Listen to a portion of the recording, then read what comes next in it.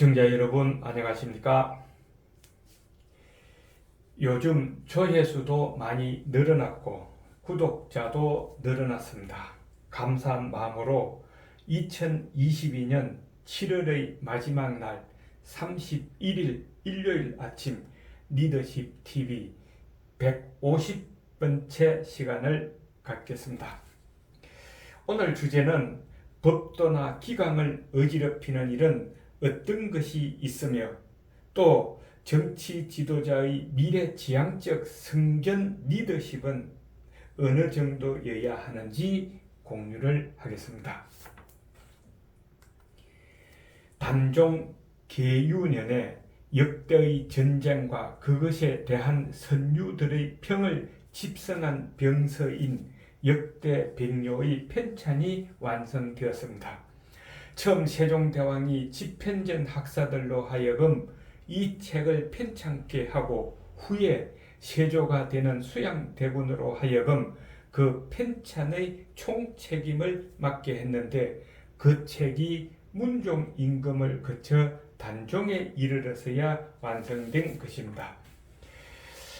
따라서 수양대군은 이 편찬에 참여했던 여러 학사들에게 배설을 높여줌으로써 그 공로를 보상해 주었죠. 그 학사들 가운데 가장 신망과 존경을 받고 있던 하위지도 사헌부 지비로서 편찬에 참여했습니다. 그래서 중훈대부에서 중직대부로 승진되었는데 그는 굳이 이 성급을 사양하고 받지 않았습니다. 받지 않은 표면상의 이유는 다음과 같습니다. 당시에 단종 임금이 어리고 사직이 어려운데 임금이 아닌 대군이 배설과 상훈을 가지고 조정의 신하들을 농락하는 것은 법도나 기강을 어지럽히는 일일 뿐 아니라 조정의 신하들도 종실의 농락을 받아서는 안 된다는 것이 그 명분이었습니다. 그러니까 자기 자신의 개인 목적이나 이익을 위해 임금의 권한을 멋대로 농락해서는 안 된다는 것이죠. 하지만 받지 않는 하위지의 속마음은 앞날을 내다보고 현실의 처신을 현명하게 해왔던 선견에 뛰어난지라 왕의 자리를 넘보는 수양대군의 흑심을 훤하게 꿰뚫어보고 그 흑심에 말려들지 않기 위한 그의 뛰어난 선견에서 비롯된 처신이었습니다. 여러 번 글을 올려 사양하였으나 수양대군이 허락하지 아니하므로 하루는 임금과 면대하여 생각한 바를 다 말씀드리겠다고 청하였습니다. 그러자 이에 겁을 먹은 수양대군은 먼저 단종에게 가서 세종 때 하위지에게 책을 펴낸 공으로 성급을 주었을 때에는 사양하지 않았던 전례를 들어 변덕이 심하니 만나지 않는 것이 좋겠다는 흑막을 쳤고 이에 어린 임금도 그걸 받아서 임금과의 면대가 이루어지지 않자 하위지는 물러갈 뜻까지 보이게 됩니다. 세종 때에는 은혜가 임금으로부터 내려왔으므로 쾌히 받아들였지만 지금은 은혜가 아래에 있는 대군으로부터 나왔으니 받을 수 없다는 것일 뿐이옵니다. 신은 사세가 극히 난처하여 조정에 더 머무를 수가 없사옵니다 하며 수양대군과의 사이에서 일이 되어가는 형세가 난처함을 그대로 임금에게 표현한 것입니다.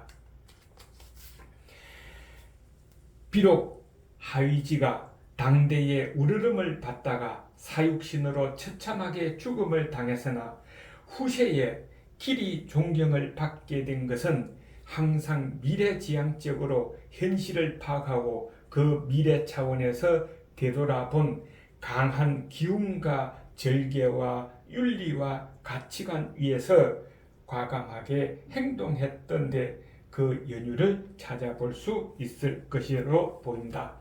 그렇다면 지금 현실에 우리 정치인들 중에서 과연 미래를 내다보고 강한 기움과 절개와 윤리와 가치관 위에서 과감하게 지금 행동하고 있는지, 그러지 못한 정치인이 누구인지 한번 생각해 볼 필요가 있을 것입니다. 또한 미래지향적인 리더십 사례로 전장터에서 이름을 날렸던 무신인 장무공 황형을 들 수 있습니다. 그의 무공은 비상한 성견에 입각한 작전 때문이었음은 알려진 사실로 전장터에서 작전뿐만이 아니었다 하는 것입니다. 그는 나이가 들자 벼슬을 하직하고 고향인 강화도 농장에서 노령을 보냈습니다. 그때 그는 그냥 놀지 않고 날마다 콩 2대를 볶아서 마을 아이들을 불러 나누어 먹이고는 그들로 하여금 소나무 묘목을 해변가에 심게 했죠. 그렇게 심은 소나무 밭이 수십 리에 이르렀다고 합니다. 옆에서 보고 있던 마을 사람들이 하도 이상해서 물었습니다. 공은 이미 늙었는데 무엇에 쓰려고 자기 땅도 아닌 남의 땅에 그렇게 많은 소나무를 심으십니까? 하자 공의 대답은 나라가 70년 뒤에 가서 반드시 이 소나무에 크게 힘입을 것이요 라고만 말했다고 합니다.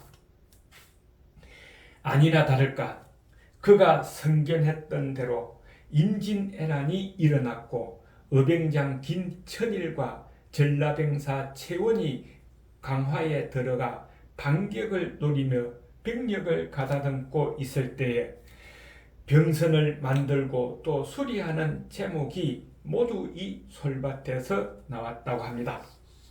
또 그 후 정류재란이 일어나자 명나라 장수 양호가 장차 임금을 호송하고 강화에 모시려고 하는 그 작전을 세웠을 때에 강화부에서는 그 소나무를 베어 행궁과 창고를 지었다고 합니다.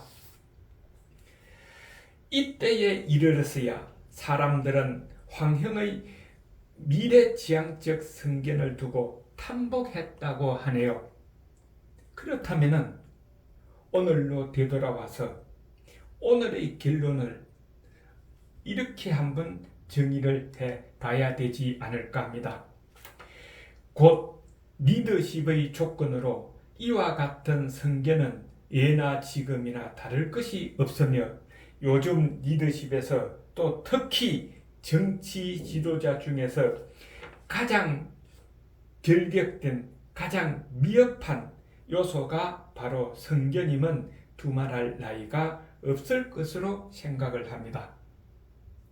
죄송하지만은 지금 우리 국회의원들 이런 선견을 가지고 국가를 위해서 지금 강한 행동을 하고 있느냐 하는 것입니다.